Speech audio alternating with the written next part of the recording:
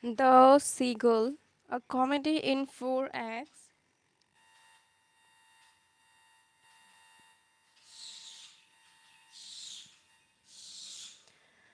The premiere of this new translation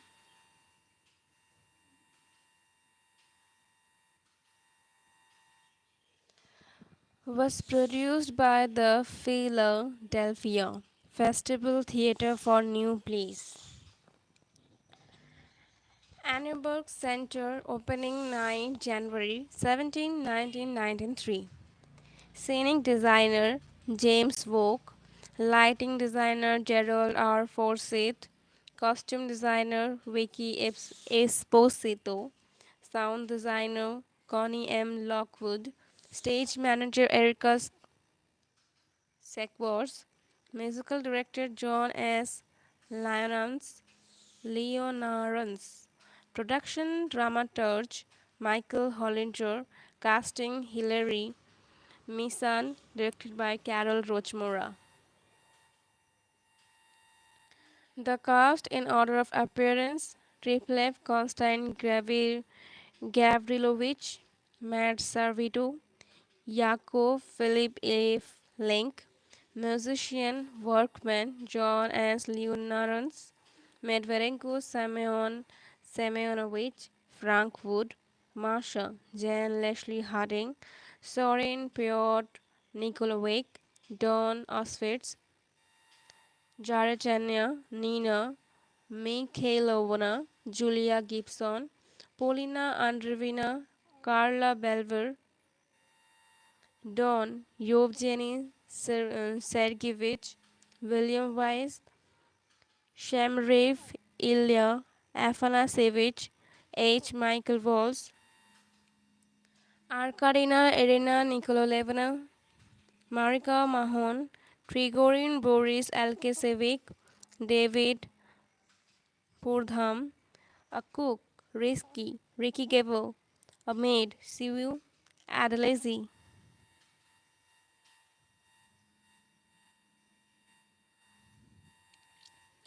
Cast of characters: Arkadina, Irina Nikolaevna, Tripleva by marriage, an actress.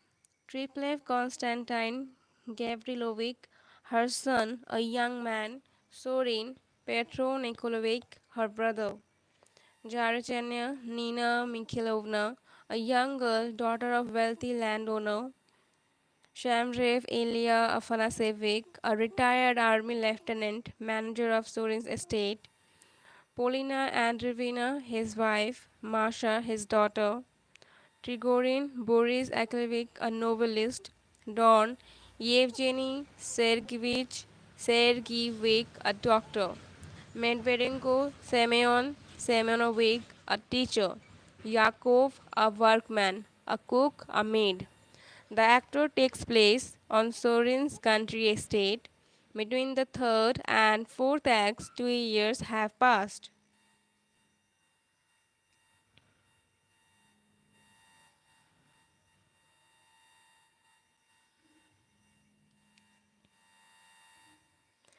Act 1.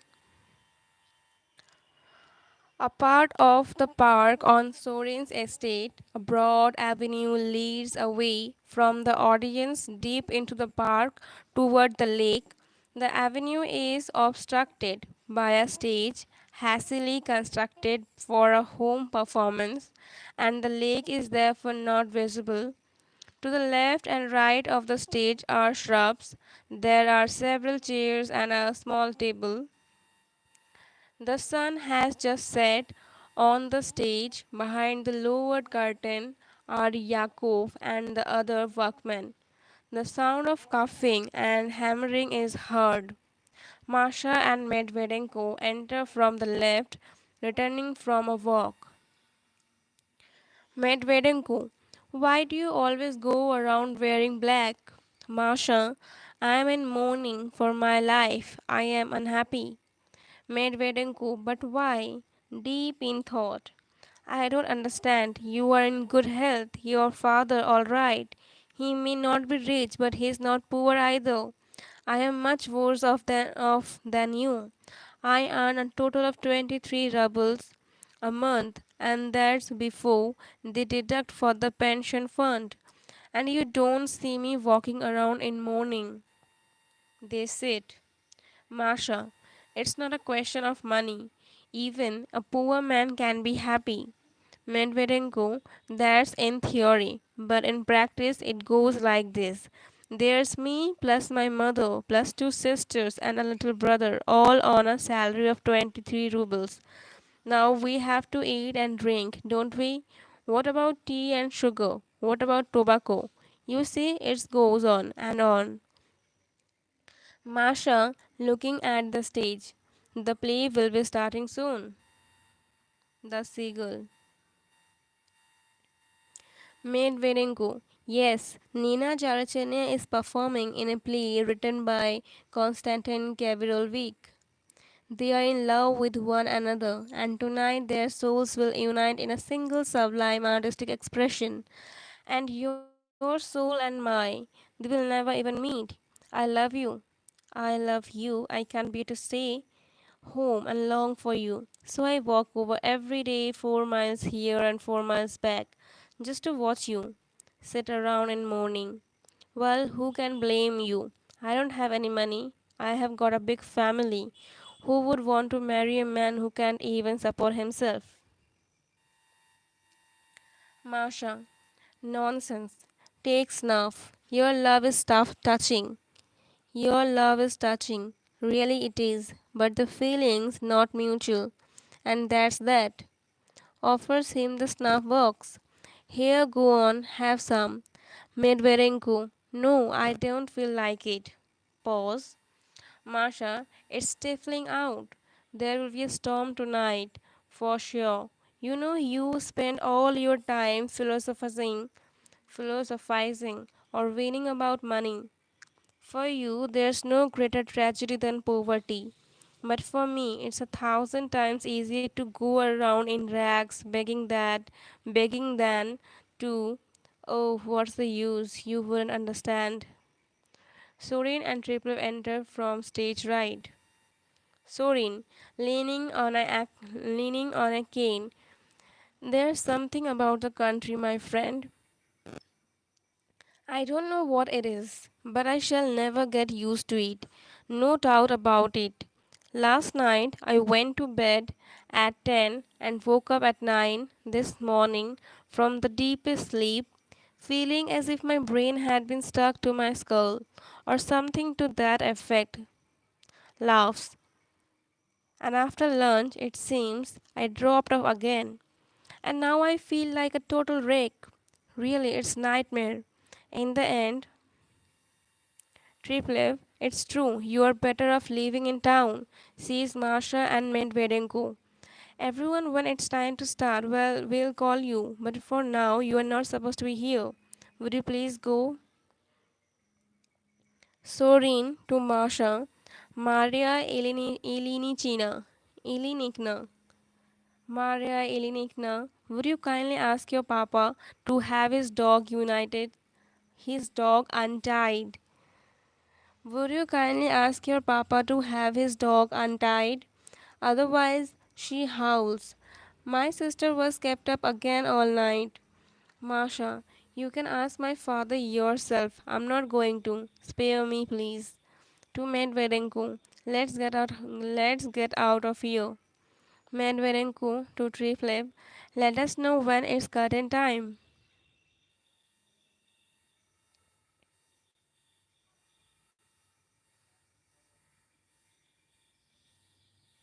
They both exit. Sorin, that means the dog will howl again all night long. The fact is, I have never been able to live in the country, not the way I would like to. Once upon a time, I would take a month's vacation just to come out for a rest, that's all. But here they plague you with so much nonsense that after one day I couldn't wait to leave. Laughs. Always. It was such a pleasure to leave. But now that I am retired and so on, where else is there to go? In the end. So here I live, whether I like it or not. Jacob to reply, Constantine Gavrilovich. So, we are going for a swim. Treplev, all right, but be back in 10 minutes for places. Checks his watch. It's almost time to start. Jacob, right also, leaves.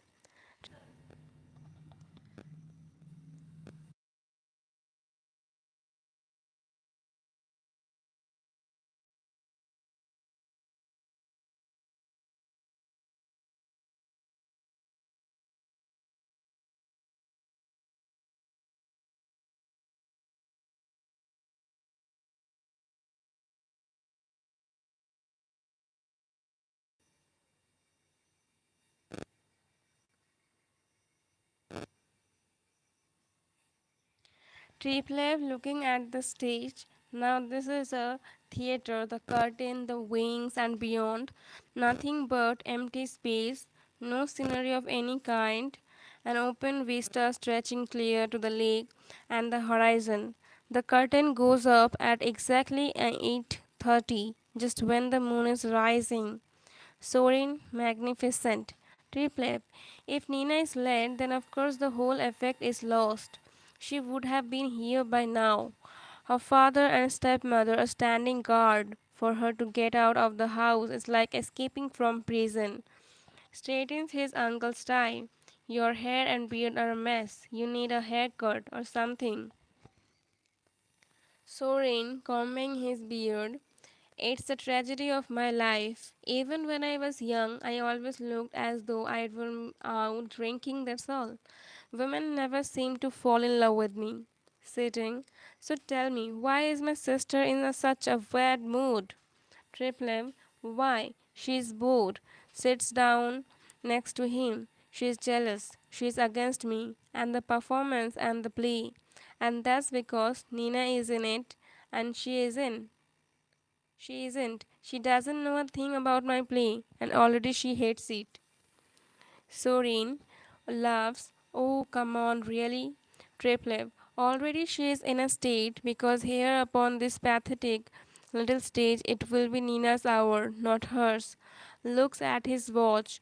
A psychological wonder that's my mother. Unquestionably talented, brilliant, capable of falling to pieces over a book she is reading, of rattling off all of Nekrasov by heart, of nursing the sick like an angel. But just try mentioning the name of Deus in her presence, and oh, no, we must sing her praise and hers alone. Yes, sing it, write it, shout it. Wild, ecstatic praise over her stunning performance in La Dame aux Camélias, or God only knows what play. But here in the country where you can't get that drug for her, she gets bored and evil tempered, and all of us, we are her enemies.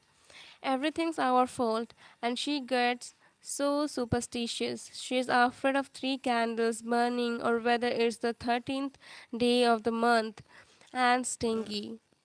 She has 17,000 rubles in the bank in Odessa that I know for a fact, but ask her to lend you anything, and she burst into tears. Sorin, you have gotten it into that head of yours that your mother doesn't like your play, and you are all worked up in advance, that's all. Calm down, your mother adores you. Triplev, plucking petals of a flower. She loves me, she loves me not. She loves me, she loves me not. She loves me, she loves me not. Laughs. You see, my mother doesn't love me, and why should she? Why should she? She wants romance and adventure, a whole new life for herself, a gay, romantic life, and here I am, 25 years old, a constant reminder that she's not so young anymore. When I am not around, she is only 32, and when I am presto, she is 43, and she hates me for it. She also knows I don't believe in the theater, such as it is. She adores the theater. She thinks she is serving mankind and her sacred art. But if you ask me, our theater of today is dull and narrow minded. Every evening, when the curtain goes up, and there under the bright lights in a room with three walls, those celebrated artists, those high priests of our sacred art, when they play it all out before us, how we mortals eat and drink and love and go around wearing our clothes and leading our lives. When out of this vulgar scenario we are served up some kind of message or moral, however meagre, ready for our daily domestic consumption, when after its 1000th incarnation all this place seem to me to be the same, time after time after time the same, time after time the same. Then I flee. I flee like Maupassant fled the Eiffel Tower because it outraged him how enormously tried it was. I feel like Maupassant fled the Eiffel Tower because it outraged him how enormously tried to it was. Sorin, without the theater, nothing is possible. Reflev, we need new forms. We must have new forms, and if we don't, we might as well have nothing at all. Looks at his watch. I love my mother. I love her very much, but she leads a chaotic life, forever carrying on with that novelist, her name, all over the papers, and I have had it with her. Although sometimes I think it's my own mortal ego. I feel sorry for myself that I have a famous actress for a mother. And if only she were an ordinary woman, oh, how happy I would be. Uncle, can you imagine a more desperate and pathetic situation? Here she is, holding court in her own home, surrounded by all sort of artists and writers, and there, in the midst of all these luminaries, sits the only nobody, me. And why do they tolerate me? Because I am her son. And who am I? What am I? I left the university in my third year, due, as they say, to circumstances beyond one's control, or whatever the phrase is, with no talent, no money, and a passport announcing loud and clear that I am a member of the Kiev bourgeoisie. Yes, indeed, my father was a true member of the Kiev bourgeoisie, although he also happened to have been a well known actor. And thus it came to pass, when in my mother's living room all these artists and writers bestowed upon me their benevolent attention, it dawned on me that what they really were doing was seizing me up in all my insignificance. I could read their minds, and how I suffered from the humiliation. Sorin, by the way, tell me, please, what kind of a fellow is this novelist? I don't have a sense of him. Never says a word. Triplev, oh, intelligent, straightforward, somewhat aloof, I suppose, and very respectable. You know, not quite 40, already famous, and full of himself. As for his writing, well, what can I tell you? It's charming, it's witty, but after Tolstoy or Zola, who wants to read who wants to read Trigorin? Sorin, oh my dear boy, how I love the literate. Once upon a time, I wanted two things passionately: to get married and to become a man of letters.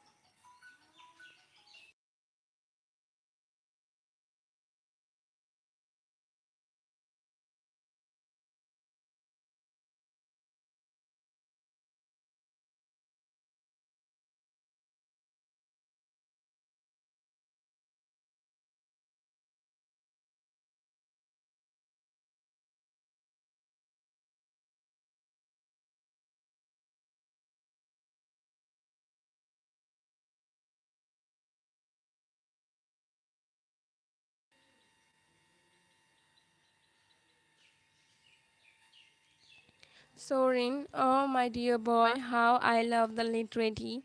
Once upon a time, I wanted two things passionately: to get married and to become a man of letters. And what do you know? I didn't do either. Yes, and to have been a minor man of letters. Now that would have been lovely in the end. Triplev listens. I fear footsteps. I hear footsteps. Embraces his uncle. I can live without her. Even the sound of her footsteps is beautiful. I am out of my mind with happiness. Crosses quickly to meet Nina Jarachanya as she enters. My darling, my dream. Nina, agitated. I'm not late. Tell me I'm not late. Triplev kissing her hands. No, no, no. Nina, all day long, I've been so upset. It was terrifying. I was afraid my father wouldn't let me come. But he just went out with my stepmother. The sky was red. The moon was rising.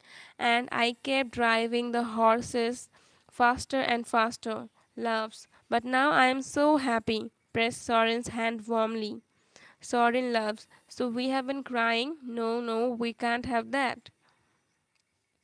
Nina, I can't help it. Look, I can hardly catch my breath. And I have to leave in half an hour. We must hurry. For God's sake, don't make me late. Please don't. My father doesn't even know I'm here. Triplev, anyway, it's time to start. We would better go call everyone. Sorin, I'll do it. That's all. Right away goes off singing. In France, too, Grandiers looks around. Once when I started singing just like this, one of the deputy prosecutors said to me, Your Excellency, what a powerful voice you have. Then he thought for a moment and added, Powerful and awful. Laughs and exits. Nina, my father and his wife won't allow me to come here. They say it's too bohemia. They're afraid I'll become an actress, but I'm drawn here to the lake just like a seagull. My heart is so full of you. She looks around. Triplev, we are alone. Nina, it feels as if there's someone there. Triplev, no, no one. They kiss. Nina, what kind of tree is this? Triplev elm. Nina, why is it so dark? Triplev, it's evening. Everything look dark.